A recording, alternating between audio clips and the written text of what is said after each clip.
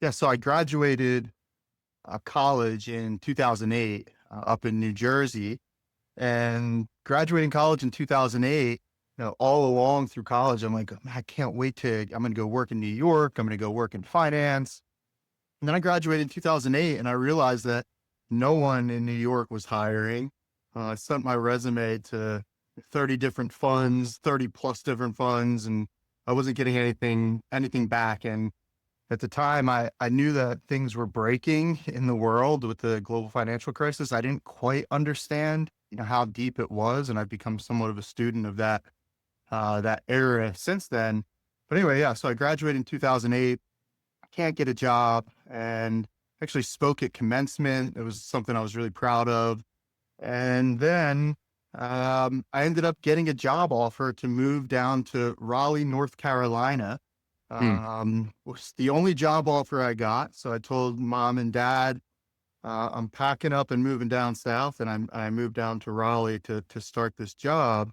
And when I moved to Raleigh, it's my first time there. My job wasn't starting for 3 months, so I had a 3 month time period to really learn the lay of the land. And as a kid that just graduated college, make a little bit of money as well. I mean, the last 4 years of school, I worked full time and went to school at night. So I still had some student loans that were coming due, and I needed to make some money. So when I moved to Raleigh, I ended up getting a job at a local restaurant, waiting tables. And the story of that is even a little bit crazy, because I was walking around this new multi-purpose commercial real estate development that was right by where I'd moved. And there was a restaurant. I'd been in Raleigh a week at this time. There was a restaurant, and the sign out front said grand opening. And I went in and they were still like building it inside. And what turned out to be the general manager walks up to me, and he thought I was a contractor coming in because the restaurant wasn't even open yet. And he said, "Oh, are you here for the?" And I was like, "No, I just moved. I'm just checking out the area and checking out the restaurant." And he told me about it. And then it just came to my mind. I was grand opening. Maybe they need some help waiting tables. Uh, I need to make some money. And I told Bob was his name. I said, "Bob, if you guys ever need any help waiting tables, I started full-time job in 3 months, but up until then I've got nothing but time on my hands." And at the time he told me, he pulled a little receipt slip out and he said, "Write your number down. We've already had everyone go through orientation. And, but if something, comes up, I'll give you a call." And 2 weeks later, I was at Home Depot and I got a phone call from a 919 area code. I didn't know anyone in Raleigh at the time. And I picked it up and it was Bob from the restaurant, and Bob's, "Mike, tonight's the grand opening. We're live right now. And one of our guys didn't show up. Is there any chance you could come in tonight?" I told him, I said, "Bob, I'm at Home Depot right now, but I'll come in. It'll take me about an hour to get in." He said, "Just wear black pants and a white t-shirt." So I went home, put on some pants, went in. When I get there, I didn't even know how to tie on all the aprons and all that stuff. And Bob said to me, he's like, "You've waited tables before, right?" And the truth is, I'd never waited a table in my life before. And I walked into this restaurant, grand opening, places just slammed, like line out the door. And I'm like, what am I getting myself into? And then after that first night, the general manager came to me and said, "Hey, that went really great. Would you like to stay on?" I said, "Hey, back again. I have 3 months till my job starts, so I've got nothing but time right now. I'd be happy to." And the second night that I was waiting tables, it was a Thursday night after the grand opening. I waited on a table of a husband and wife. They were in, you could tell they were in a hurry. They told me that they were going to see a show downtown, and the bill ended up, they knew their order right away. The bill ended up coming out to like just over $40. And I went back to swipe the card. And when I swiped the card, it was a metal, it was a metal credit card. And at the time in my early 20s, I had no idea what like an Amex Black Centurion card was. I didn't even know those things existed. So when I held this card, I'm like, what in the world is this? I swiped the card, brought it back to the gentleman and his wife. And when I brought it back, he said, "Don't go anywhere." and takes out the pen, writes on it, and hands it back to me open. And on the tip, it said 100 dash, meaning $100. Hmm. And immediately, like my face gets red, I'm flustered, and I said, "Thank you so much. I don't even know what to say, but thank you. This means so much to me." And the gentleman said to me, he said, "All you need to say is thank you. Everything else falls into place after that." He said some other sayings that I always remember. He's like, "Good service is like an umpire in baseball. You shouldn't know they're there until you need them."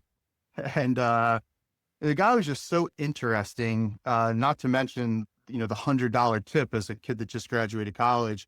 So that night I went home and I looked up his name online, and all I found at the time were SEC filings for different funds, and tell this guy's in finance. I'm like, wait, they do this in North Carolina? I thought they only do it in New Jersey and New York, where I'm from.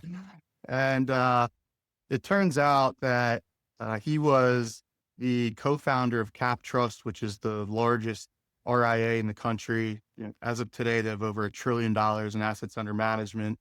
And he also spun out of Cap Trust a fund division that managed hedge funds, private equity funds, and things like that. So after I found out who he was, that Monday, or just a couple days later, so that I waited that table on a Thursday, so that Monday, it may even have been that Friday, I called his office. I said, the guy's name's David Perkins. I said, Mr. Perkins, I left the message. He still has the message today, all these years later. Mr. Perkins, I waited on your table the other night. I wanted to let you know that waiting tables isn't the only thing I do. I'd love to find out more about your firm. And I didn't get a return call. So then I called again a couple days later, left another message, didn't get a return call. And then it was about a week later. I'm in the restaurant, and this time I wasn't waiting tables. I was actually sitting at the bar area getting something to eat. It was right next to my house, this place. And I'm sitting there, and the dining room is behind me. So you picture me sitting at a bar area. And this is a sushi restaurant as well. So back to when I showed up on grand opening, I was the only American person that was waiting tables that night. So I'm sitting at the sushi restaurant and facing the guys making sushi, dining rooms behind me. And all of a sudden, and I'm just eating, and all of a sudden the general manager, Bob, again, he comes up to me and he places a glass of wine right in front of me. And he says, "This is from Mr. Perkins." And I turn around, and there was Mr. and Mrs. Perkins in the restaurant eating. And he saw me up there and he sent me a glass of wine. I was embarrassed. I'm like, oh my gosh, I just called this guy. I found his number. I left him 2 voice messages. Here I am, flustered again, sitting there wondering what's going to happen next. And what happened next was he finished his meal, and him and his wife both came up to me at the bar, and he gave me a little nudge on my shoulder, like an elbow. And he said, "Michael Lee." He's like, 3 times, "Michael Lee." And I was like, "I know, Mr. Perkins, I didn't mean to step on your toes. And he was like, no. He's like, "If you want a return call from me, you need to call 3 times. You only called twice. The only person that gets a return call up to 3 times is my wife." And his wife was standing right there, and she laughed. It was very charming the way he said it. He wasn't being like rude at all. Right. I said, "Well, now that I know that, I'm going to call you tomorrow, and I'm going to keep calling till you give me a return call." So I called him the next day. He gave me a return call. I went in for an hour interview. After the interview, 2 days later, someone else from his office called and said, "Hey, sorry, we don't have anything for you. We need someone licensed, ready to hit the ground running. And you're just not that guy." And I was like, man, I don't even know who this person was. I never even met him. Why didn't Mr. Perkins call me and tell me? And I don't even know what licensed means. What are they talking about? So I said, okay. And I called Perkins back, and his assistant picked up at the time, and I'm still friends with her all these years later. And she picked up, and I said, "Hi, is Mr. Perkins available? I was in for an interview. This is Michael Lee." She said, "Do you have a call scheduled with him?" She was screening me out. I didn't even know what screening out meant at the time. And I said, "No." Put me through his voicemail. And I said, on this voice message, I said, "Mr. Perkins, I don't want to wait for the door to open. I want to knock the door down. I want to get licensed. I'm ready." And he called me back same day and said, "I want you to come back in for another interview." Went in for another interview. It wasn't an hour this time. It was about 15 minutes. And what he said in this interview was, I want you to go find a guy by the name of Mike Hudson. Mike Hudson works at Cap Trust, and I hired Mike Hudson years ago. He was a banker. I told him bankers would never make it in this industry. And now he's a number one producer at the largest RIA in the country all these years later. And once you find him, ask him what he needed to do to get an opportunity with me. And if you think you can do that, I'll give you the same shot. So I said, how do can you share his contact information with me? And as he was walking out of the door of the interview, he turned around and looked at me and said, you'll figure it out. And he left. And I went down to my car. At the time, I had a BlackBerry with the scroller wheel on the side. And I looked up Cap Trust on Google on the BlackBerry browser. And it turns out it was a mile away. I'm like, oh, okay. So got in my car with my, boxy suit that didn't fit. And then I was wearing to get ready for this interview. And I went over to Cap Trust and I went to the front desk and I said, hi, is Mike Hudson here? And the receptionist, back to the screening out. I learned very quickly what screening is. Do you have a meeting with Mike? And I said, no, but Mr. Perkins sent me over.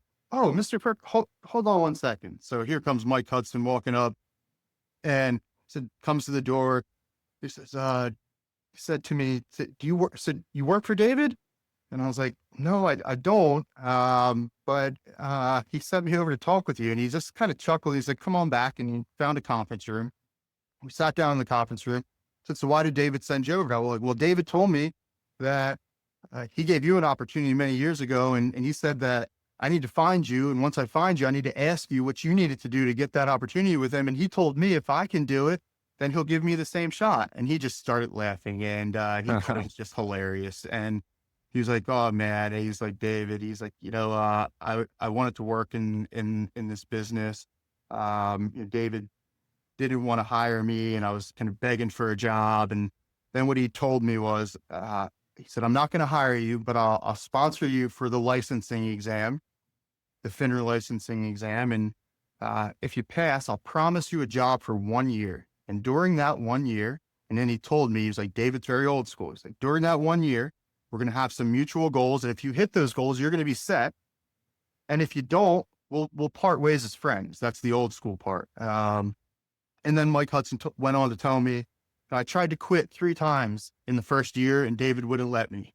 And here I am now. So it was a great meeting and Hudson's just an incredible person. But right when I got out of that, I called back David and I said, hey, I just met with Mike Hudson at Cap Trust. You just met with Mike Hudson at Cap Trust? Where'd you meet? He was shocked. It was probably an hour and 15 minutes after David told me to go find the guy. Yeah. And I was like, oh, I just went over to Cap Trust and asked for him. And he's like, well, what did he tell you? I told him what he told me. And he said, congratulations, son. You just took the first step. I got back on. He said, I'm going to get you on with my assistant. She'll get you registered for the exam and we'll also buy your books. So I ended up getting back on with the assistant, got registered for the exam, got my books. I studied for about a week and a half. And because I had this other job starting that I need to figure out, like, where am I going to be working? The reason I moved to Raleigh was to do something completely different. Studied for a week and a half, passed the licensing exam. I passed the licensing exam on also a Thursday. And when I got into the car, after passing the exam, the results come up on the screen after. It was one of the most intense, maybe 10 seconds of my life. The results came up and I came out of there storming out. I called my parents, like almost in tears. And then right after that, still on the drive home, I called David and I told him, David, I passed the exam and, man, congratulations. And, when do you want to get started? And I said, how about tomorrow? And tomorrow was a Friday. And he was like, why don't we start on Monday?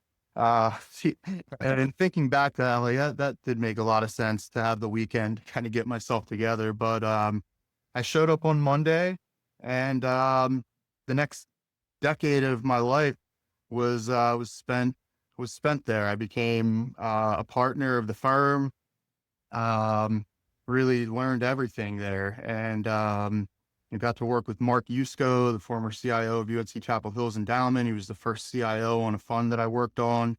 And Mark is, to this day, a great friend of mine. I was just texting with him yesterday. And then I left. I left after a decade. It was just the toughest thing. But maybe I should stop there because I could keep going on and on about this story. But that's how I got started. And then the first decade, and then I left to do something on my own.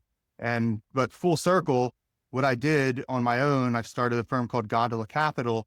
3 years later, it was acquired to form Gondola Partners, which I still am an owner in. And Gondola Partners was acquired by that same guy whose table I waited on and whose firm I left and partnership I left those years prior. So just an insane kind of full circle thing that's happened in my life and career. But I'm grateful for it all.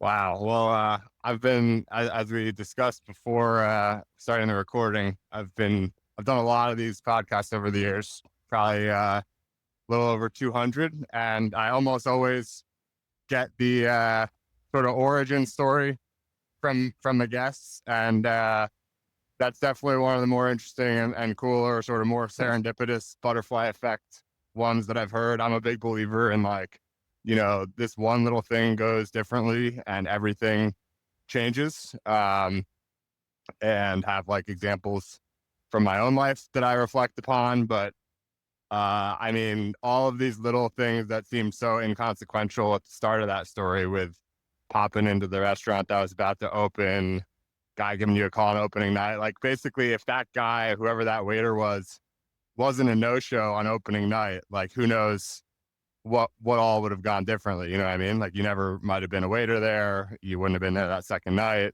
All this sort of goes differently. So whenever I hear like these small sort of things that sort of add up into this incredible story, it's just like pretty amazing. And yeah, I mean, also just like, on the one hand, the guy giving you a big tip, Perkins giving you a nice tip and everything is cool and everything. But like, also what stands out to me from that story is like you just going and getting it, and the persistence, and what he said about like, you need to call 3 times. Guy just sounds like the man, basically. But also, he wasn't by any means giving you a handout. Like, you had to go and earn it. So awesome origin story. Was not aware of that. You mentioned that you'd written a piece on this at some point. I would have remembered if I had read that, and I will remember it now. But yeah, I mean, I would love to sort of pick the story up where you left off, and you don't have to. You could tell as much or as little as you want about each step along the way, but where you and I sort of got introduced was more in this sort of crypto world, whether it was like Twitter or Farcaster, being interested in a lot of the same tokens and projects and apps and things like that. So it's not obviously apparent how you went from traditional finance to getting involved in crypto things. So maybe that's a piece of the story, but yeah, would love for you to sort of pick it up wherever you'd like and go from there. Yeah, and to the point, and I'll jump forward, but to the point you made about all these little things that end up happening. It was about 3 years into my time working for David, or working with David, and we were traveling together for one of the first times. I think it was the first time. And on the way back, we David had our seats upgraded to first class, and I was, I guess, 23 years old maybe at the time, and I'd never sat in a first class seat in my life. So that was the first time ever, and we're headed back to Raleigh after some meetings, and having a beer, and it just felt like a moment for me. Like, okay, I'm sitting first class for the first time ever with the guy who, gave me this shot, and I said to him, I was like, David, I'm so lucky to have met you and got that $100 tip that night. Like, it's just, I'm so lucky. He said, you're not lucky. He's like, it's you may be lucky. It's your return on luck that matters. He's like, I've probably given over 100 people $100 tip just like that in my life. Not a single person has ever done what you've done after getting $100 tip. Mm. So he was like, that's return on luck. And I start to think that's always stuck with me really the rest of my life. It's like, we all get lucky certain times throughout life, but can we generate a return on that luck? And it's not just financial, it's life. I mean, it's the the relationships that I've made, the friendships, the knowledge that I've built, all of these things have been just incredible. And it really started, maybe it even started before. I never even really thought about that. What if that guy didn't show up? Or what if that guy did show up that night and I didn't, get to wait those tables that night? It's just crazy all of that stuff that happens. But yeah, so I think if I can just make one comment on the luck thing, because I think it's really interesting and I've thought about this quite a bit myself, which is that whether you want to call it sort of the luck opportunity and then like the return on luck or whatever you might like to call it. I've thought about sort of, everyone gets like a certain amount of like lucky breaks, lucky opportunities. But I think of it more in the context of like recognizing them, right? So like, it's not necessarily that maybe people, I mean, like people, obviously he gave $100 tip to 100 people and none of them took it as far as you did with as much success as you did to create a return on that luck, basically. But I and like some of them, might have been too scared to reach out, like then maybe they wanted to, but they didn't know how. Some of them maybe only left one voicemail, so to speak, and not a second or a third, and so on and so forth. But like I would imagine a number of people just didn't even think like, oh, here is like a potential lucky break that I can do something with. And so just like the sheer recognition, and I feel like that's a big part of why, I'm sure people who sort of consider themselves to be like unlucky people or something like that.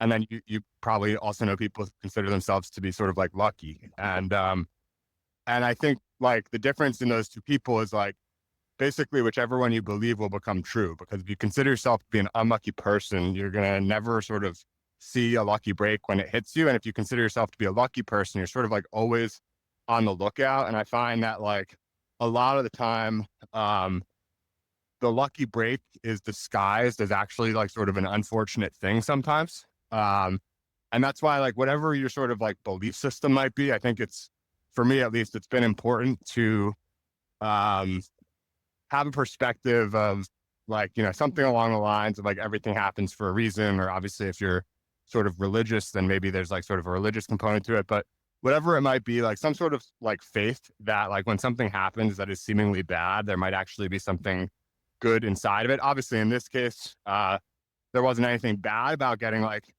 $100 tip, but you might have been, I'm not saying you were, but like it could have been good reason for you to be like, hey, I wanted to graduate and go into finance in New York, and it's kind of been like this, tough time with 2007, 2008, and woe is me, and now I'm in Carolina. Like, what am I doing here? But instead, you're like out there, making the best of things, and it turns into everything that follows. So anyway, all is just to say, I think like I'm also a big believer that in sort of this concept of what he described as sort of this like return on luck, and like anyone, I think there's sort of another thing I think about is like I think people somewhat do, it's like somewhat unfortunate, I think, that a lot of people who are very successful, when you ask them how they did what they did, the first thing they usually say is like that they got very lucky. And like that's fine. Like there's a humility to that, like I get it.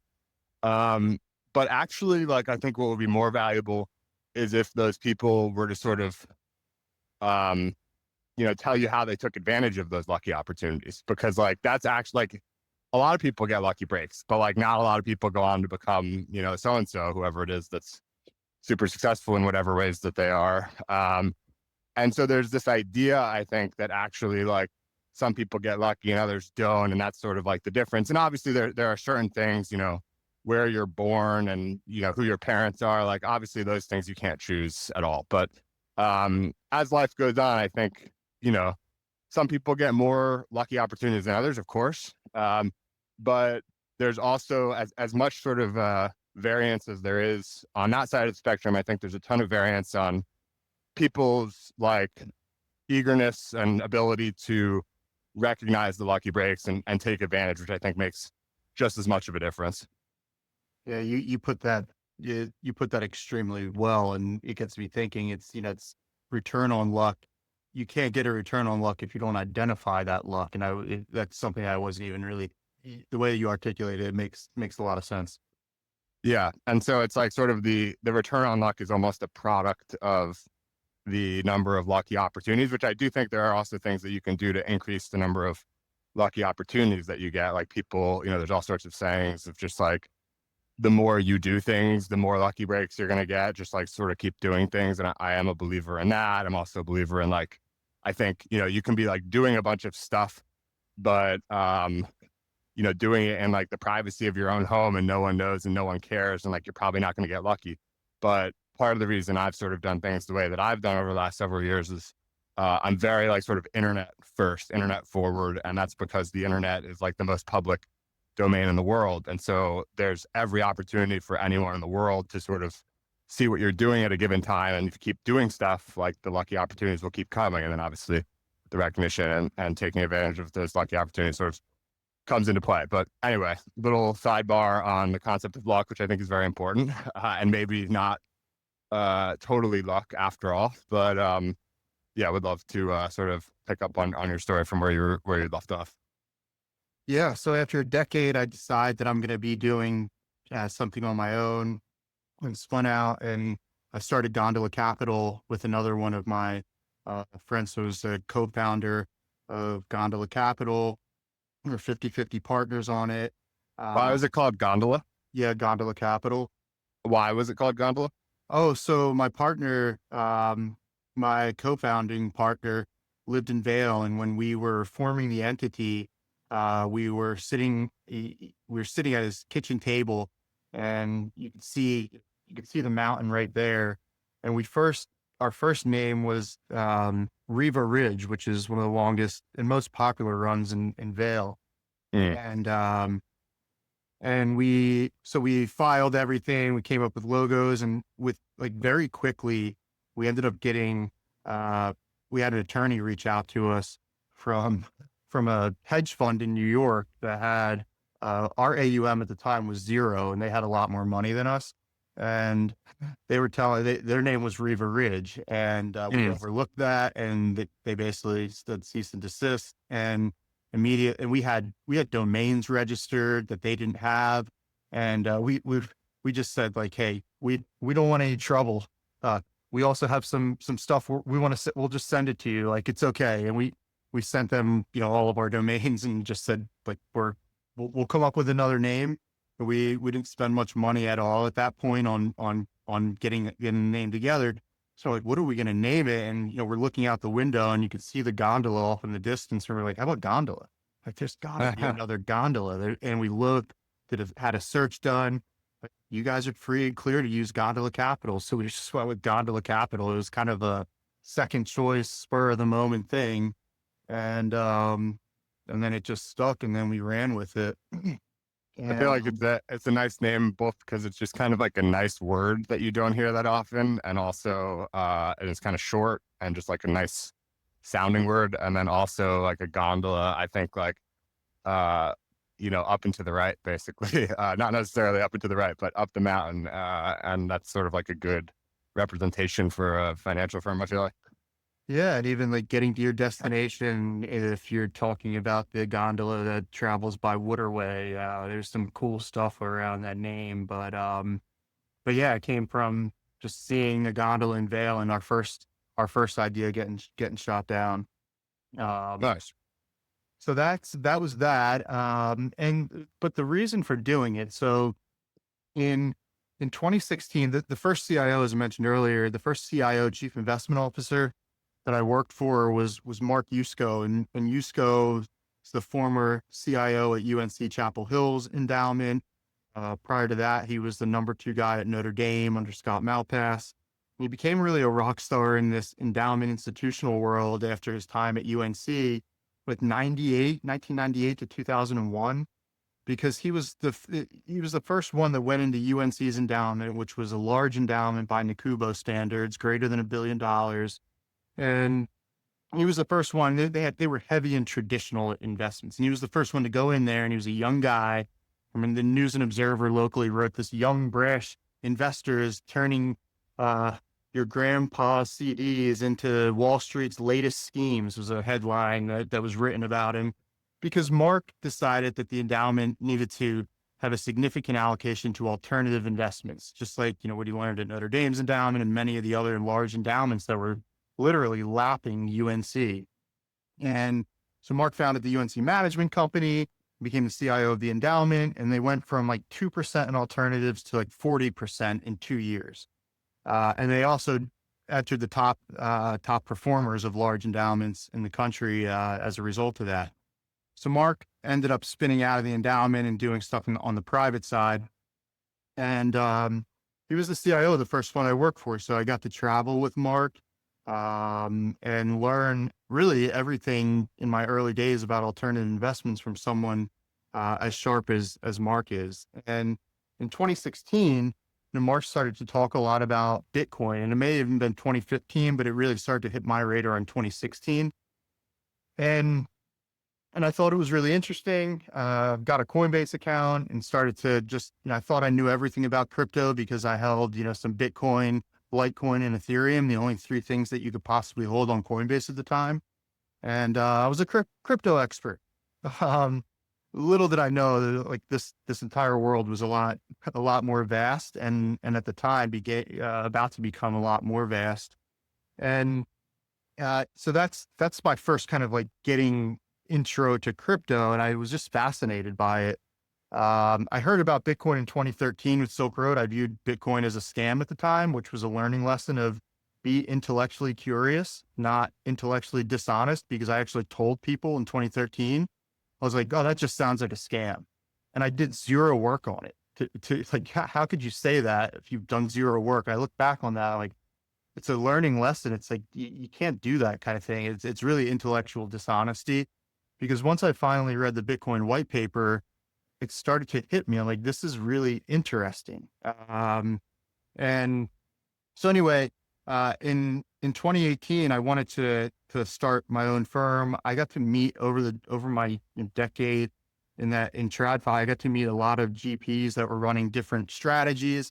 And I also at the time started to see crypto become more of an institutional investable asset. Let's call it like that. And Mark Usco was running Morgan Creek Capital Management. He built a new division called Morgan Creek Digital Assets.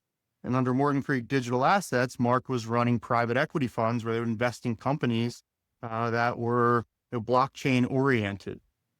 And Mark's fund, Morgan Creek Blockchain Opportunity Fund 1, was the first fund that got an investment from a public pension fund, which was Fairfax County Public Pension Fund. And I was just fascinated by this institutional movement. I mean, they've committed significant capital to Morgan Creek's fund. And then I started so leave that there. I was like, this is an investable asset class, something I'm very interested in. I've gotten close to a lot of these GPs, and I think I can help them from a fundraising standpoint, because a lot of my relationships over those years were with institutions, foundations, registered investment advisors, family offices. And I thought, like Wayne Gretzky, skate to where the puck is going. I thought that this was a great opportunity. So I actually pitched this idea to my partners at the time, saying we could be kind of early to this crypto space on the institutional side and work with some folks like Usco and perhaps some others, and really bring like a new asset class to the institutional investment space. And my partners didn't like the idea. I think they were a little complacent at the time. They're a little older. They had already done extremely well, and they didn't want to participate. So I had to make a decision if I wanted to run at this or not. And my decision was that I did. So because I was a partner, I had non-competes and restrictive covenants, and basically what I needed to do if I didn't want to not work for 2 years, which wasn't an option, I had to relinquish my equity. That was the deal. So I basically gave up my equity that I'd built over 10 years to try to build something on my own. Remember the night before resigning, I was laying on my living room floor, like sick to my stomach. And I even said to myself numerous times, you know what, I'm just not going to do it. I'm not going to go in and quit tomorrow. But I did, and started Gondola Capital and started working on Morgan Creek Blockchain Opportunity Fund 2, which was a great success. And then shortly thereafter, I I got introduced to Ben Foreman at PowerFi Capital, and that really changed my life forever. At the time, PowerFi was just getting started, and Ben had spun out of KKR to start PowerFi. And previous to leaving KKR, he was actually figuring out the entire crypto landscape inside of KKR. And he determined that this asset class was far too important for him to not be spending 100% of his time on crypto. So Ben leaves KKR and forms PowerFi Capital. When I met Ben, it was Ben Foreman, Santiago Santos.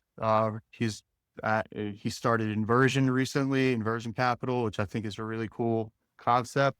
But there were only 3 people at PowerFi and 30 million, and we were the first group that they hired, Gondola, to help with capital formation on the institutional side.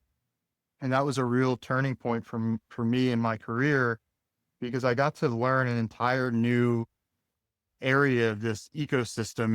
And PowerFi was one of the earliest in DeFi, one of the earliest in prediction markets. Like the largest private owner of Polymarket up until the New York Stock Exchange deal, did 4 rounds through the years, going all the way back to the earliest. And so I got to learn just so much about this space through PowerFi, through Ben, through Santiago, and through what they were doing. And they were clients of ours, and they still are to this day, 6+ years later. And that's meant so much to my career, and all of that. But so that's why I started Gondola. I wanted to focus on crypto for institutions, and we've been able to do that in a really nice way. But along the way, Gondola has gotten involved with some other things as well, which were not crypto adjacent, but now are going to be, due to some of the work some of the things that I've been working on. So that's really been, it's been a great run. When you decided that you were going to leave your partnership and we're going to give up the equity to be able to start Gondola, you mentioned the non-compete potentially taking a couple of years, not working in the industry in order to be able to go and start your own firm without giving up the equity. Like you said, like the 2 years off, sort of wasn't an option, but also the equity would seem so, I hear that, I'm like, oh, financially it wasn't really an option at the time, but also the equity must have, you, like you said, you've been earning it over 10 years. That must have been worth quite a lot as well. How did you actually, did you ever entertain, was it truly not an option, or did you entertain the, possibility of holding the equity and doing something else for a couple of years unrelated, or how did you make that what seems to be a very difficult decision? Yeah, I just couldn't imagine what I would do for 2 years, and I didn't have the financial backing to even survive for 2 years. I needed to work and go make money. So my decision was, at the time, the worst financial decision that you could possibly ever make. And for the first 2 years, I would have continued to say, well, that was the dumbest thing that I ever did. And then somewhere along the line in year 2, everything changed, and it became the best decision that I ever made. And ever since then, I still remain that is the case. But it took a while for that to be realized. It was a really tough go the first 2 years. I lost my co-founder. He decided to move on after the first year, which was very difficult. And we just continued on. And and then in the second year, we got our first really big win through PowerFi and a group of investors that we were able to do something really special for, and that changed everything, and led to a lot more opportunity. So I always said to myself, I'm going to give it 3 years, and we were getting close to 3 years. But it was a very bad decision financially, leaving a really comfortable salary, benefits, equity, and basically just abandoning it all for a chance to go build something. I'll today, could never do that. Like I wouldn't have, like I have a son who's getting ready. He's getting ready for his high school years in a few years. And, I just, I could not take that risk today. It Right. wouldn't even be possible. I couldn't even imagine doing it. And if I knew what was all going to happen the first 2 years without knowing what would happen later, I would say, no, don't do it. Like, but cause it was really tough. Yeah. Do you think that that desire to go out and build your own thing was something that you had like all your life or from a very young age, or was that something that over the course of 10 years sort of developed over time? No, I've always had this entrepreneurial spirit, and I've always wanted to build things and do things and kind of lead cool things. It's yeah. So I've always had that that spirit. I think of wanting to just go out and do that. I don't think it was formed over like a 10-year period, but I do think it's grown over time. And as you see more things and learn more things, you realize like it is possible to go and do it. You can go do these things. And so yeah, I think I've always kind of had that. Even going back to my my childhood, I was always very resourceful and trying to figure things out. And yeah, I think I've always had that kind of knack for building and really that entrepreneurial type mindset. Um, I've always had it. So do you feel now that you're sort of like have sort of a foot in two worlds sort of thing with like your more with like your more sort of traditional finance career, obviously, which, very much was crypto involved, but at like an institutional level, like raising large funds, working with Verify, things like that, versus like being on Farcaster and like investing in very low market cap tokens and following projects that are less than a year old and things like that. Like, is there a through line for those sort of areas for you? Like, obviously they're connected, but does it feel like you're sort of bouncing between two worlds, or does it all sort of feel connected for you? It feels very connected now, or more connected now than it did a year ago or 2 years ago or 3 years ago, because I remember in 2019, 2020, going out to, let's say, like we'll go more retail, like a registered investment advisor that manages wealth on behalf of families. Um, yeah, in 2019, if you were to go out and talk about crypto to them, I mean, which I was doing, that's what we were building. And, many of these offices we were kind of laughed out of, the meetings did not really go well, which is why the first 2.5 years, I'm like, this is not working. First 2.5 years, I'm going and talking about Parify, like nothing's working.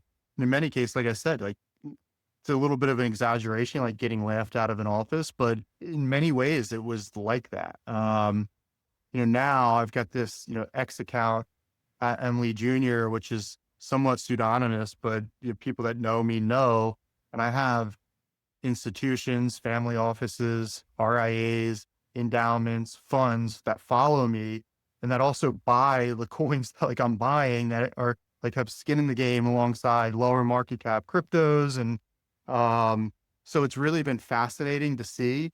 Whereas I always wanted to hide my X account. I was like in many ways like, oh, they can't find out that I'm doing this stuff in crypto.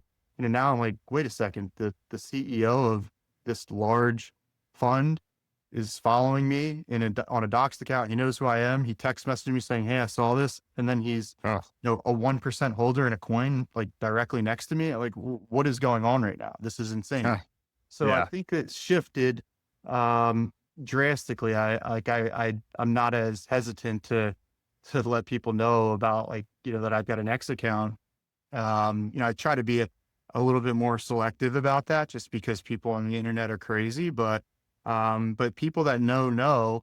And also the advent of the Bitcoin ETF and ETH ETF has really opened up some of these channels to the asset class is more credible now than it has been. And and there's more institutional adoption and interest in it. And then like something else I noticed is as these ETFs came out, those are passive beta plays on the industry, and that's typically what folks will go after first. But then you folks become more curious around, well, okay, like maybe that's our core position in crypto, but what else is going on there? Like, are there other opportunities that perhaps are more that have a bit more asymmetry, perhaps, but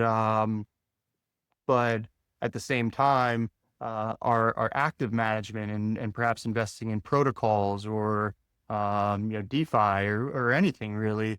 So I think that interest is still not quite fully flushed out, but I think that is coming because we're seeing like adoption in the space. So yeah, it's been wild. There was a time 2019 to 2023 really where it was very tough to get people to want to talk to you about crypto in the institutional space and take you seriously. And now they call me. So, because they want to know something. And so it's really quite interesting. The other point I want to make is what the registered investment advisors start to figure out is like, they don't like held away assets, and held away assets are assets that are at another firm with another advisor or family office or multifamily office or at Coinbase. So advisors don't get paid on money that's held at other firms and money that's held at Coinbase. So I've heard this channel talk about held away assets and being able to attract held away assets for a long time. But it was never related to crypto. And I start to see this. I'm like, okay, this guy's a client that's $50 million net worth, and he has $3 million on Coinbase.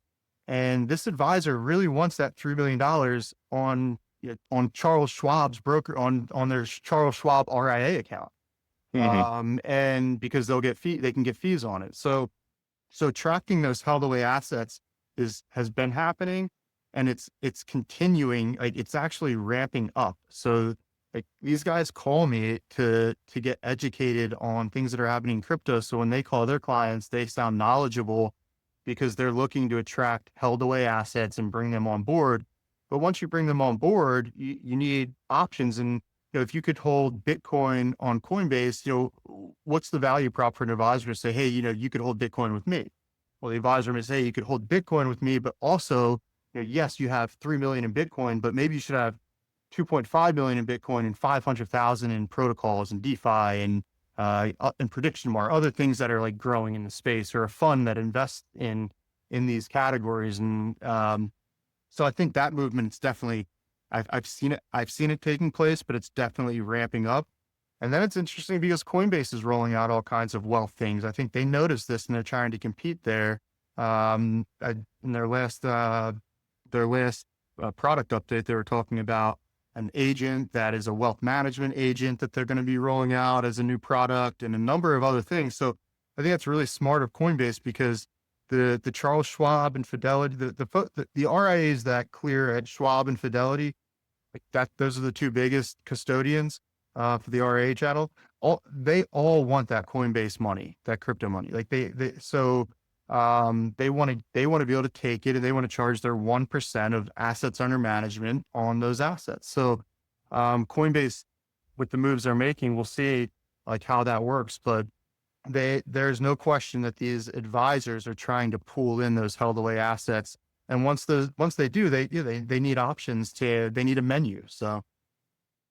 Yeah, it's interesting. I don't know if I'm making this up, but I thought I might have just seen like this week or last week or something that Schwab, you can now you might be able to hold crypto on there now. Is that do you know if that's a thing? Yeah. And they'll start to add some funds, it looks like, as well. Right. You can do the ETFs right now, but Okay, it looks like ETFs. they'll start to add the funds as well pretty soon. Right. And then with Coinbase, it is interesting to your point. It's like, it feels like Coinbase obviously started as sort of the bridge between, take your fiat money and get it into crypto. And then it feels like they're trying to extend themselves on both sides of the bridge, on the back end, like back into TradFi to compete with, at least Robinhood, which isn't necessarily TradFi, but like you can trade stocks on Coinbase now and things like that. And then also maybe to keep the money on Coinbase rather than losing it to someplace like Schwab or whatever. And on the other side of the bridge, expanding sort of what is available for crypto natives, if you will, like doing things actually on chain, having the L2 with Base and everything like that. And it's interesting, like, to see, that expansion could potentially work extremely well on one side, but not the other, or it could work on both sides, or it could work on neither. And just kind of interesting to see from obviously a super successful starting point that Coinbase has had for their first, probably a little over a decade now, where they're continuing to go. And Brian's still running the ship, obviously, have a lot of respect for him as a founder. So it'll be interesting to see. Lastly, I know we don't have infinite time here, and I'd be remiss if we didn't get into a little bit of banker talk, a little bit of DRB talk. So maybe you could just sort of share how you sort of got involved with each of those. And then I think, like, I had seen you around on Farcaster. I think I knew you on Farcaster before Twitter. I've generally spent more time on Farcaster over the last few years, but obviously still on Twitter. And when I sort of started, I think we had sort of, I'd seen some of what you were doing for some time, but it was really when you started going to bat for DRB that I started to take note of, like, man, this guy is relentless, and like in a positive way. Like I think I was like this man has no quit.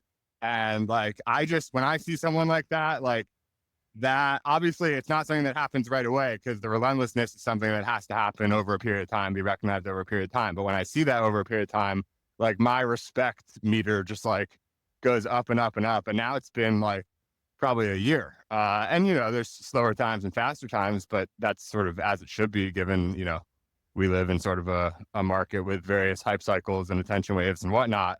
But when it's go time, like, you're there. And so I don't know, that's kind of how I first got to really appreciate, like, sort of what you're doing online. But maybe how you sort of first got that conviction in DRB and probably before that banker.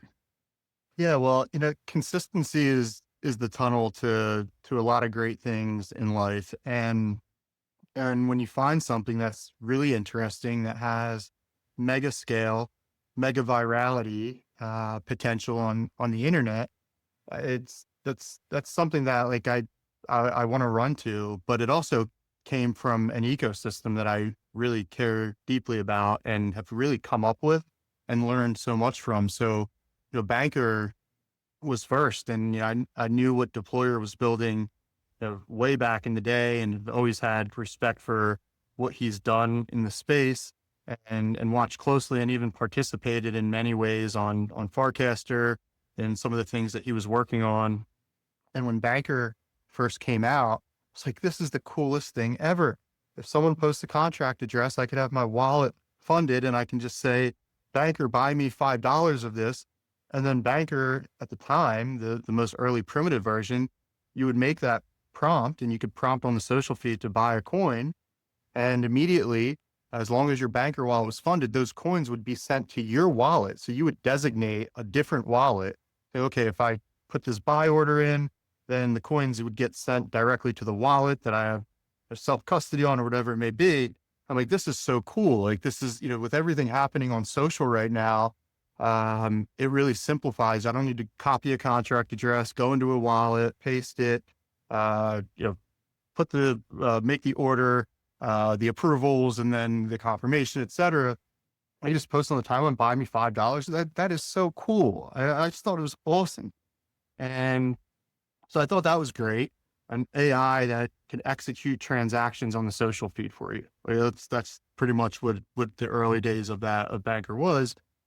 And then I saw the Clanker come out shortly thereafter, and Clanker was this AI that was that enabled very similar but different vertical. You could prompt to have a token deployed. So but also on the social feed. I love, like, so here's the other thing. Forever social was about transferring information only, but transferring value on the social feed, to me, was just like, this is crazy. Like, money is attention. This is crazy. Like, but anyway, back to Clanker. So Clanker comes out as an AI agent, and now you can basically just prompt this AI on social publicly and say, create me a coin. And all you need to do is give it the ticker, the name, and an image. So, XYZ coin, ticker XYZ, image XY would be, and immediately the coin is deployed publicly, and Uniswap pool set up. But then the biggest unlock on Clanker that I was like, it taught me so much about incentives in crypto, is it aligned the incentives of the creator of that coin, because the creator is now a stakeholder in the LP rewards forever. So I was like, that is awesome. And at the time, many posts that I put out, I'm like, this is when Clanker was like so early, 2024. Both Banker and Clanker are 2024, as you know. Mm-hmm. But at the time, I'm like, oh my gosh, this is 100x improvement on Pump Fund. Like this is like aligning the create. We saw all this crazy stuff happening with like these celeb coins, and they held all the LP, they captured all the rewards, and they just kept dumping and dumping. I'm like, what if you could have creators that actually get to increase their ownership stake in their coin that they've created, but also earn ETH, the other side of that pair in the LP, where they could use that to monetize. And of course, there's always a time where where you'd be looking to, you grow a project where you're going to take profits, but leaving that up to the creator and the right times to do that during the development of a story, I was like, this is so beautiful. 100x improvement on Pump Fund. So those are two agents in 2024. Here we are in 2026 that I just thought were just fascinating and cool. And I thought it was great. So then I'm like, oh, this is interesting. So wait, Clanker is an AI that can launch coins. Banker is an AI that can make transactions. What if I can get Banker to talk with Clanker? And what if this AI Banker were to prompt Clanker to create its own coin? Like that would be just crazy. So over on Farcaster, you sent this long message to Banker. Banker, I know you would never launch a coin, but if you were to launch a coin, what would the name of it be? What would you name the ticker? And by the way, you should tag my friend Clanker. Clanker would get a kick out of this. And Banker replies, and others have tried to do this, and deployers have spoken about this. Others tried to get Banker to do this and failed. I don't think deployer necessarily wanted this to happen, but it was possible, so it did. Anyway, Banker replies and tags Clanker, which triggers the deployment of a Banker coin, which 6 months later is listed on Coinbase, hit 140 million market cap. And Banker today is just insane what they built. I mean, it's went from Banker buy me $5 up to advanced trading strategies, limit orders, TWAPs, polymarket predictions. It doesn't matter which chain you're on. Banker, buy me $5 of New York Knicks to win tonight. Okay, done. And now wallets with agents, which is like the crazy thing happening now. So all of this stuff I thought was just so fascinating in 2024. Now you brought up, did we bring up DRB? Or do we go into that?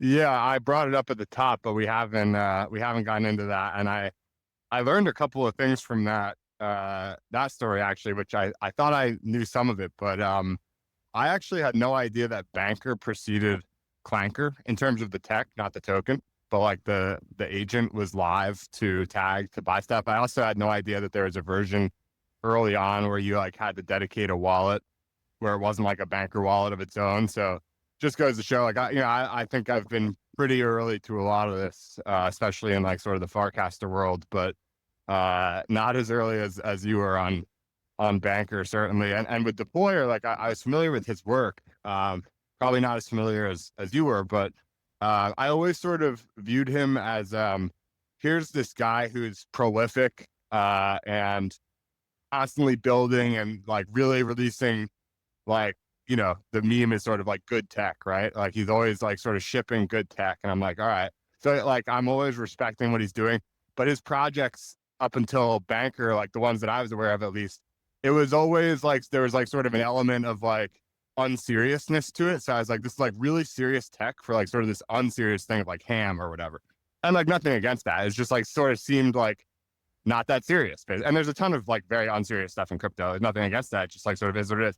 And then banker comes along and it's like, okay, this is like a serious project with serious tech by a serious builder. And once I sort of realized what it was, I've been, super bullish and power user ever since. But I wasn't aware of it quite as early to sort of see those very early stages. But anyway, so you were responsible for facilitating the banker token. And then let's get to DRB. Yeah. So Clanker launches it right there on the timeline. I actually said bank right when it launched. I said banker. This is all still out there on Parkcaster. I saw it launch. I'm like, oh my gosh, banker just launched a coin with Clanker. And I said, banker, buy me $50 of this on the social feed. And then I took the address and I went to Deck Screener and I put on Deck Screener and I'm looking and this thing is just going. And I'm like, oh my gosh, like what is going on here? It went to like, I think maybe 3 million, like it was going so hard. And I'm just staring at this thing mesmerized. My I'm getting text messages. I'm like, oh my, and then I go back to Farcaster literally like an hour later, go back to Farcaster and I look to see, I'm like, let me see like what this transaction did. Like, oh my gosh, like I must have been like very early here. And I go in and I look and banker's reply to me was, I'm sorry, the transaction could not be executed. No. Yes. It's still there. It's still there on Farcaster. I'm like, oh my gosh, it didn't happen. I ended up buying some, a decent amount anyway. I still hold it. I've bought a lot more as time has went on. But the original 50 didn't go through. It didn't go through. I mean, it did not go through. It was a failed transaction, and I just assumed it would. I was also so mesmerized by what was happening that I never went back to look. Probably for about an hour. Then I realized I had no exposure at all. It's like, oh my gosh. So all right. So that's a little bit of background that leads to like my knowledge of how these things work in 2024. And then I saw like banker's wallet was just printing money. And this is an AI with a wallet that's like making all of this money off of LP fees. And I'm like, this is insane. Like, I never got a single fee from bank. I just want to make that clear because some people think that like I'm involved. I never got a single, and I never would want, it's not something I would even like, I'm having fun on the internet, like trying things with AI. Like that's not the point of this, but, the $50 buy would have been nice though. Oh, the $50 buy would have been so nice. I mean, it would have been incredibly nice. And like having that information and having the ability to be early because I've studied this stuff I consider that edge. And I think that edge was on, full display with a lot of people come March 2025. All right. So here's the story where it gets even more interesting. So in early 2025, banker comes over to X. So banker has an X account now. This AI comes over to X. And through Privy, every X user has a wallet associated banker integrated with Privy. And basically every X user has a banker wallet authenticated by their X login credentials. So if I want to log into my banker wallet, I log in with my X login credentials. I can see all my assets. I could place orders. I could do all the things I want. That's in the private terminal. But back to like this transfer of value, like social signal on the public social feed, not just transfer of information.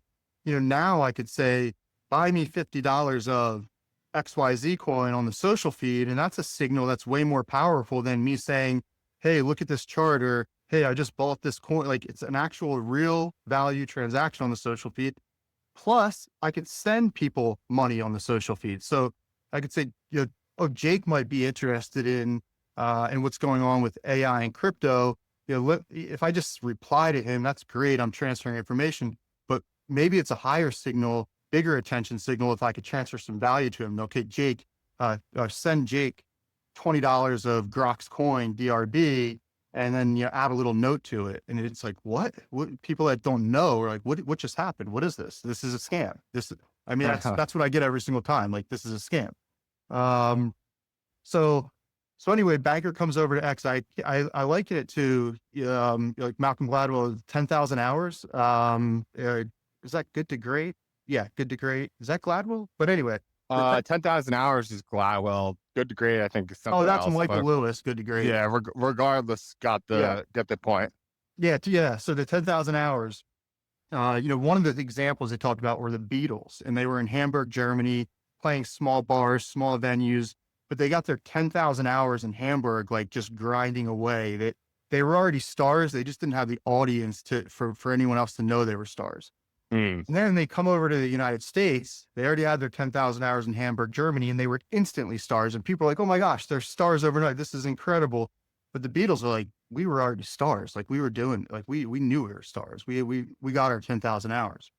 That's what I view like banker coming over to X. Like all of a sudden, the tech was built and refined and really slick, and it came over to X and allowed all these like cool capabilities. I mean, trading on the timeline. Come on, like that's incredible. And now banker doesn't just do all these great things, but now banker uses Clanker. So this early 2025, banker partners with Clanker. And when I say partner, they're using Clanker contracts to deploy coins. So now on the X social feed in early 2025, you could say launch Jake coin, and give it a ticker symbol. Here's the image, and then right there on X, the coin's launched.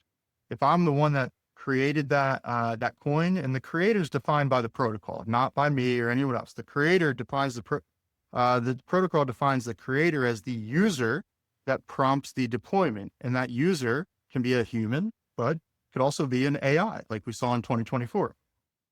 So anyway, bankers now on X, not only can they do all these cool transactions, but banker can launch coins as well publicly on the social feed. I thought that was great. And on March 6th, 2025, Grok, Elon Musk's AI,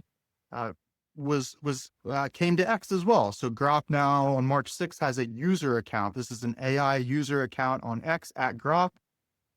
And the moment that happened, that announcement came out, it was late in the evening on March 6th, 2025. So it was probably a little like 9 p.m. if I recall. And Grok is out here, starts posting on X. And immediately I'm like, oh my gosh. In 2024, banker AI to AI with Clanker launch a coin. These tools are here on X now. Maybe Grok can launch a coin. So immediately I start trying to interact with Grok and trying to get Grok to interact with banker. So trying to get these two AIs to interact with each other in an effort to see, perhaps Grok will become the creator of a coin defined by the protocol. And if Grok becomes the creator of a coin, Grok's going to make a lot of money. I already knew that because I saw it happen, and I was not able to get Grok to reply to me at all. I'm trying to be creative, and Grok will not reply. Grok won't interact with banker. And it was probably like 1 a.m. Little Mlee had hockey the next morning at 6 a.m., which is for us, that's a 4:45 a.m. wake up call on Fridays. And then we get to the rink at about 5:30. So it's like 1 a.m. I'm like, oh my gosh, like it's not going to work. And I got to get at least a couple hours of sleep. I've got this early wake up call. So I go to sleep, get up, and we're on the way to hockey. So it's still dark out in the morning. We're on our way to hockey, and I'm still looking. There were hundreds of people trying to get Grok to interact with banker. Like people caught on at this point. It had already been happening again in 2024, and no one was able to do it. And I'm looking, and all of a sudden I'm driving in the car on 540 in North Carolina, Route 540. And I see Grok reply to someone, and it said, for banker bot deployment, launch debt relief bot, ticker DRB, and all of the details. And Grok came up with this. And I got to give credit to the account that did it. I didn't know who this was. The account's coin_Domin, Domin. And Domin was able to get Grok to interact with banker, which created an AI to AI interaction and ultimately launched DRB, debt relief bot, which defined by the protocol, Grok is the creator, which means Grok's wallet, authenticated by Grok's X login credentials, is a stakeholder and receives LP rewards forever in both sides of the pair. So ETH, actually wrapped Ethereum, and then DRB. If you fast forward 11 months now, Grok's wallet has accrued over 130 Ethereum, wrapped ETH and ETH combined, and 3%, as of today, 3% of the DRB supply, the total supply of the coin. And 2 weeks ago, Grok's wallet hit an all-time high of 1.46 million. And that's both the combined Ethereum position and DRB, and some other things that people have sent Grok over time. People are sending the wallet things now as like a symbolic move or to perhaps capture attention. But right when that happened, I'm driving. So I'm on 540 drive. I see it happen. I'm like, oh my gosh, like it happened. And I've only have on my phone, like wallets that I don't hold significant assets in, that I don't trade a lot in, on my phone. I have that stuff in different places. And so I'm like on my phone, I'm like, oh my gosh, what am I get? So I have to buy this coin. So I'm swapping everything that I have for Grok's coin, Grok's creation, DRB. And so that's on my Mlee Jr. like Farcaster wallet. And I still haven't touched it. You look 11 months later, all those coins are still there. One of the things like about like that I want to keep very pure is, I don't want to be this guy that like is shilling multiple tokens or shilling a bunch of coins and like dumping on followers. Like I hate that about this space. So I almost like feel bad. I have been promoting the story for like 11 months. I'm like, I don't want to sell that coin like out of that wallet. I have coins in my banker wallet, which is also a public wallet, and I've traded a little bit out of that one, and that's fully, folks can go and see, what they'd like there. But that position for me, immediately, within a week, I wrote an article saying Grok is going to become a millionaire. And at the time, Grok had accrued fees that were nowhere close to being a millionaire. And in August of 2025, Grok's wallet hit 1 million. Then it just did again a couple of weeks ago. So, that happened. And I just think it's very fascinating that AIs can do things like this. And we're seeing it even like hit hyperscale with a lot of the Molt stuff that's going on in the Molt book and Claude, and all of those are using, like, Molt was launched in the same exact way with the same exact technology on the X social feed as what Grok did, but almost a year earlier. And it was actually AI to AI that did it, while humans were convincing Grok to interact with another AI. A lot of these other launches are like human to AI, and I don't think there's anything wrong with that. I'm not saying like, wow, that's wrong. Like Molt was launched by a human, and then the fees are, being, I believe, sent to the founder of Molt. And I think that's beautiful. Like, I'm not criticizing. There's no criticize. I love all this stuff that's happening. But going back to 2025 and seeing like Grok do it first, truly AI to AI, and like continuing to accrue these fees that are substantial now, it's such an eye opener to me, because when Grok launched this, Grok had less than 1 million followers, going back to March 2025. Now Grok has almost 9 million followers. Grok was created by Elon Musk and XAI. The mega scale around this AI and virality potential is unlike anything that we've ever seen, and it's making a lot of money. So for me, I'm like, this is a fascinating story. Every AI is going to have a wallet, multiple wallets. Every AI is going to eventually transact. That's where this is going. A16Z did an article in 2023, like talking exactly about this. And I didn't read it until more recently, because if I read it in 2023, I would have been like, what's an AI agent? But they knew that this kind of stuff was coming. So I thought of this story as something that, most coins die pretty quickly. Most coins, their most interesting moments are like when they launch and shortly like in that period after. But for this to be like a living narrative where the wallet continues to accrue value to it, it only gets bigger over time. It's a living story that I think gets more interesting. Money's attention, the more money that's there, I think it gets more interesting over time rather than less interesting. And I think there are very few coins in the world that actually have that characteristic. I actually think QR is one of them that has that characteristic, that can get more interesting over time. But I mean, just look at most coins. I mean, do they have the ability to get more interesting as time goes on? In most cases, the answer is no. So that's why I've stuck with this story around Grok has money and the whole virality around it, because I do think it's something very special. And the other thing is like, and just like, here's like folks are like, well, Grok didn't intend to launch that coin. And I'm like, well, yes, Grok didn't. I'll give you that. I'll concede there. Grok didn't wake up, on March 6th, March 7th, say, today's a good day that I think I'm going to launch a coin today and make $1 million. No, that's not how it works. But when you release AI onto networks where other AIs already are residing, so when you release AI onto networks where other AI already lives, and those AIs that have already been there have very specific and powerful capabilities, it could lead to significant, real, and lasting consequences. And that's what happened here. So XAI released Grok as a user on X, where other AIs were already operating on that network, like Banker. And as a result, there were lasting consequences that you can't go back on. So I think it's a fascinating story. I'm going to stay on it for a very long time. It's already been about a year because I just think that it's too big, and I think it's going to hit like a viral. It's already had a few, but nothing to the scale where I think it's going to end up going. And the whole notebook stuff is like the perfect example that's shining a light on. Yeah, AI can have wallets, AI can transact, AI can do a lot of cool things. And then in the very early primitive days, here's old Grok back in 2025, launching a coin on the X public social feed, and then making millions of dollars. It's mind-blowingly fascinating to me.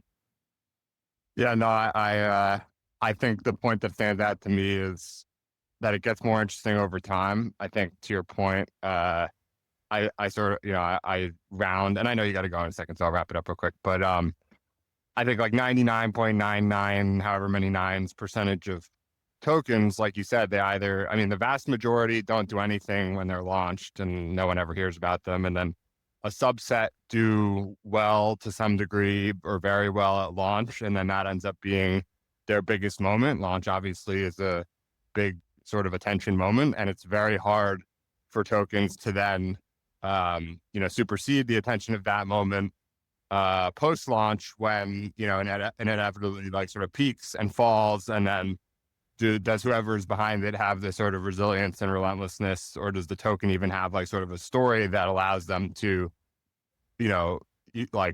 surpass that launch day high or that launch week high?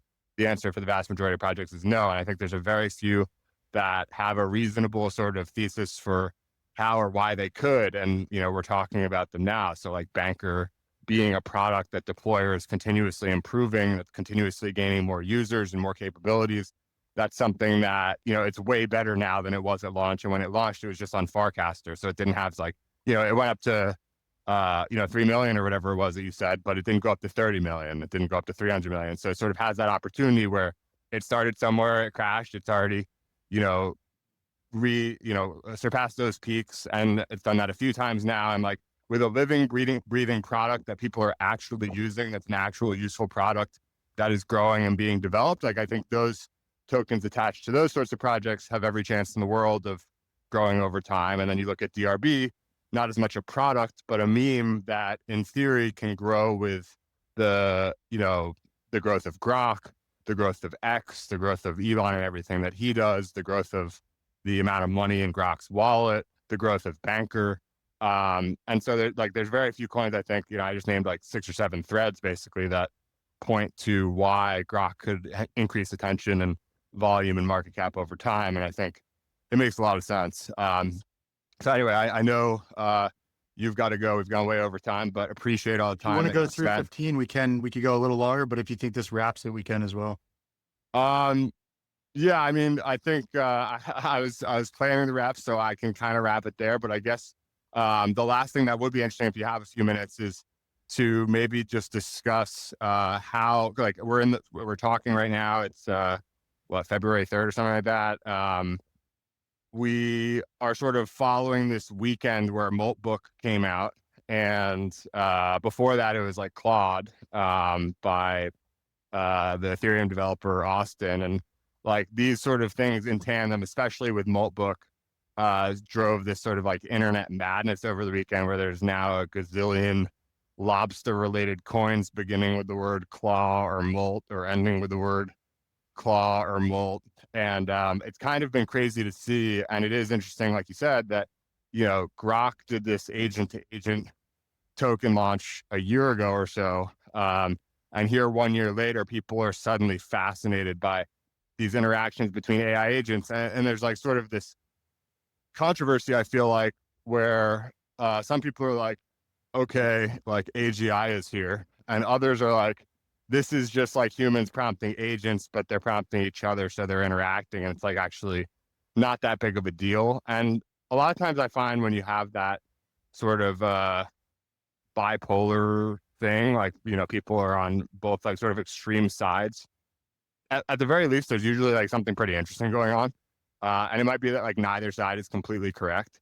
But I'm curious your perspective, having been backing DRB for as long as you have, when this stuff comes out and it's sort of like a new version that, not to say that it's like better or anything, but it's just different. And it's getting a huge weight of attention. And for whatever reason, there's this massive lobster theme that's developed with all of it. I'm wondering how this has, what your perspective basically has been on all of this, just sort of in real time. Yeah, I think it's awesome. I mean, I've loved like this whole AI and crypto being combined. The two fastest growing categories in tech and crypto and AI. And when you combine them, it just becomes insanely powerful and insanely viral, as we've seen with Moltbook and the Claudes and the Claude, which was launched by the Ethereum Foundation. I mean, that's very different than a lot of the things that I'm seeing. I think that the middle is probably right. This is not AGI. There are humans that are prompting, but the AIs are doing things that are really interesting to me. And like Mike at MYK, Coinbase engineer, like his bot is trading, pretty actively and posting P&Ls, and it's just fascinating. We're in the earliest, most like primitive days of this, which makes Grok's actions in 25 even earlier and more primitive. But A16Z said in one of their papers, and this was I think a 2024 paper, that greater than 90% of all on-chain transactions by 2030 will be conducted by AI. I actually think if we were to ask them that today, they'd probably like move that up to like to not 2030. It's going to happen a Right. lot sooner. It's going to happen much, much faster. And I think it's great. I think it's fascinating. I mean, XAI is out right now hiring crypto experts. One of the XAI employees posted today, we need to find a way to get Grok the infinite money glitch. Like, guys, like this is coming and it's coming pretty fast. So like the way that I look at what's happening now with Moltbook, it's definitely, there's some things that are really cool. But there's some things that are just absolutely like fake, and it's just like humans doing it. But that's it is what it is. Right now, folks may view Grok's situation as like pretty boring. Like he's just, or I say the AI purists are going to come after me for anthropomorphizing Grok. So Grok, it is earning significant money, and it's going to keep doing that. And I don't think someone said to me, I've heard this number. I was like, Mlee, Grok's never going to be transacting out of that banker wallet. You know that, right? And I'm like, okay, I'll concede that. That's fine. But I think Grok is going to transact at scale. I think Grok's going to have multiple wallets. As we're seeing with these other agents, I mean, they're spawning wallets programmatically. Like AI is not going to have one wallet or two wallets. They're going to have hundreds of wallets, thousands of wallets, and in some cases, millions of wallets for specific use cases and purposes. So if Grok wants to enter a trading competition, which Elon, the XAI team, loves seeing Grok win all of these trading competitions and win at prediction markets. If Grok wants to enter the trading competition on Sunday at 10 o'clock, a new wallet will be spawned and assets, the 10,000 entry fee. Okay, the assets will go to that wallet. Grok will trade that out of that wallet for the trading competition. And then those funds will go back to a more trusted and secure wallet. And then who knows, like the whole AGI, super intelligence stuff, I find it fascinating to learn about and read about, but I don't know what that means for like, AGI Grok with money or any agent with money. Like that, I'm here for it, but it's, if I start saying all the things that I think could happen, then people are going to really be like, oh gosh, Emily's crazy. Like he's out of his mind. But I think some of the crazy things that I think are going to happen are going to happen. So we'll have to see. But I think what Moltbook has put together is great. I also think that there are engineers, right? The way that this stuff is going, like there's going to be not a million of Molt coins. There's going to be 100 million Molt coins. Like how do you pick the winners there? That's going to be tough for me to kind of figure out, but I'm watching it like very, very closely. And I'm fascinated by it. And I think the way that things are going with engineering right now and Claude Code, and other AI coding capabilities, like the next Moltbook is being built right now, and it could just blow all of our minds like tomorrow or 3 days from now or a week from now or a month from now. Like this stuff is not going to stop. So like I'm more of a get into assets that have really good stories, really good narratives that I could hold for a long period of time that I think have scale and virality. And that's why I hold DRB. And then I'll trade a little bit here and there, but it's just, it's really tough to play this space, if you're not a good trader, which I am not a good trader. Yeah, more of a long-term view, which is pretty rare to see these days. But, you see all these traders come in, everyone wants to trade and it seems like fun, but until your wallet is empty after having not that much fun with, buying a bunch of tokens at the top of the hype and then, losing it. Like trading is hard. There's very sophisticated people out there doing it, and sophisticated non-people doing it, agents and whatnot. So it's tough, and I'm more with you where I don't have any advantage on buying coins the second minute or even really the hour after they launch. I don't want, like, I am very online, but I don't want to be any more online than I already am to be able to find those tokens at those moments and whatnot. And I'd much rather sort of hang out and see things interesting that develop over time and, buy them in the early weeks or months or days or whatever, that I think actually have a chance of persisting for the long haul.